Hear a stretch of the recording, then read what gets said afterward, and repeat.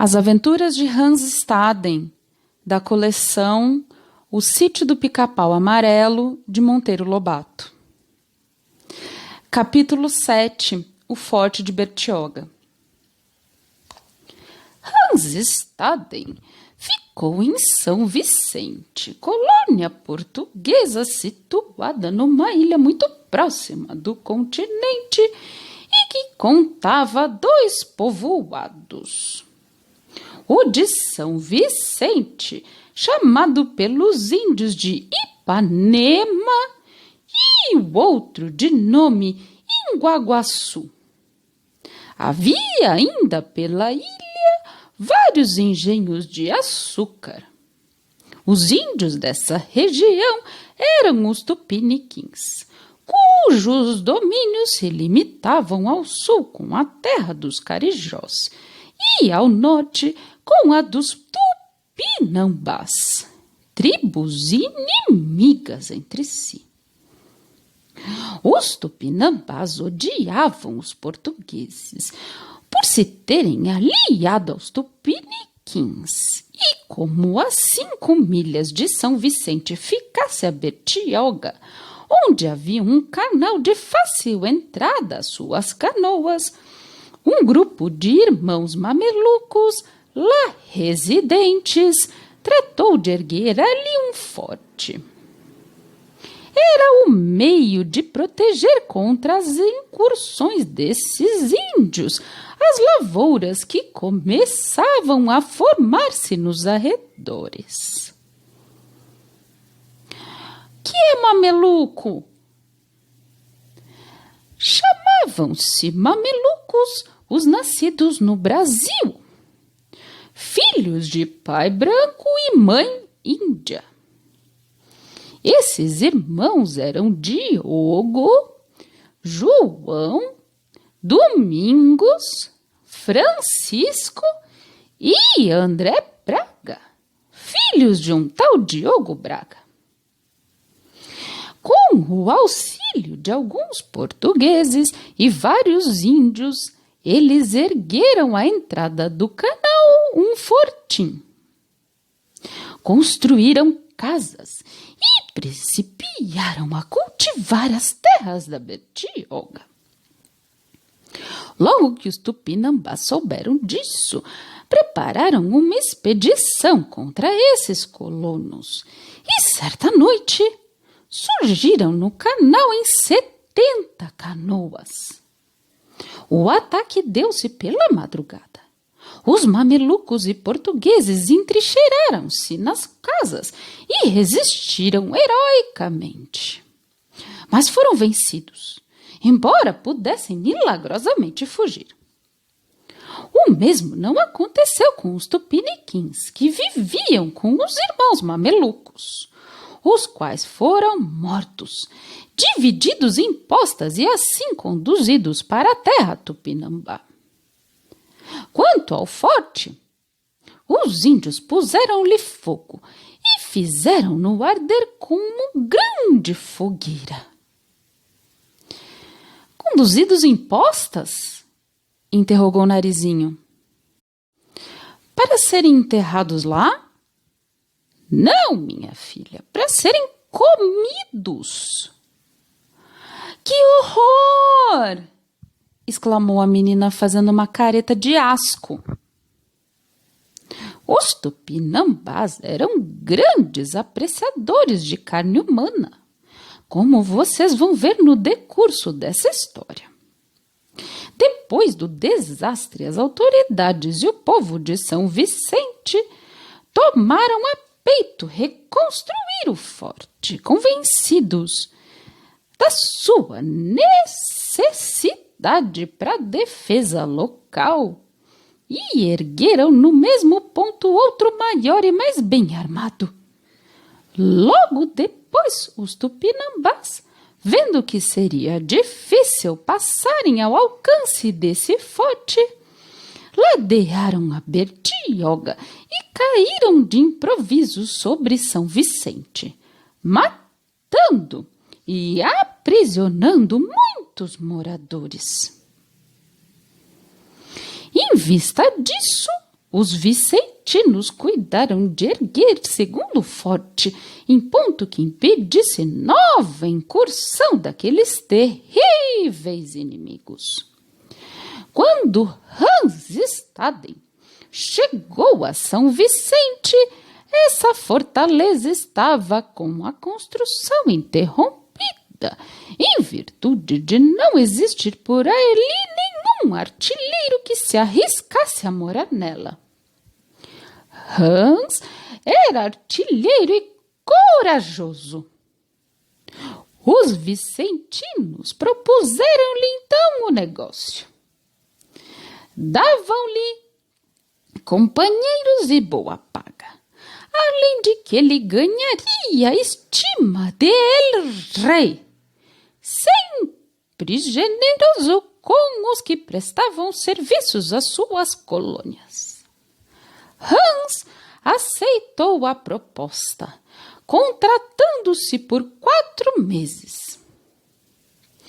Foi para lá com mais 3 companheiros, aos quais ensinou o modo de lidar com as poucas peças de artilharia existentes. Viviam muito vigilantes, porque além do forte não ser seguro, o inimigo era audaz e manhoso. Nesse entretempo, os vicentinos escreveram a el rei, contando como era boa e bonita a terra onde moravam, prejudicada apenas pelo mal que aos seus moradores faziam os índios. E o rei mandou para acudi-los o coronel Tomé de Souza. Já haviam coronéis naquele tempo, hein, vovó? Filosofou Pedrinho. Sim, meu filho, mas em menor número que hoje. E melhores como esse Tomé de Souza, que foi um benemérito. Logo que esse oficial chegou, os vicentinos lhe falaram com muitos elogios dos préstimos de Hans Staden, da sua coragem e dedicação. Tomé de Souza foi examinar o forte, louvou o intrépido artilheiro e prometeu recomendá-lo ao rei quando regressasse ao reino. E, como estivesse a terminar o prazo de 4 meses, Tomé de Souza propôs-lhe novo contrato por mais 2 anos, findos os quais o enviaria a Portugal pelo primeiro navio. Hans aceitou e continuou no forte, já agora melhorado e aumentado de mais alguns canhões.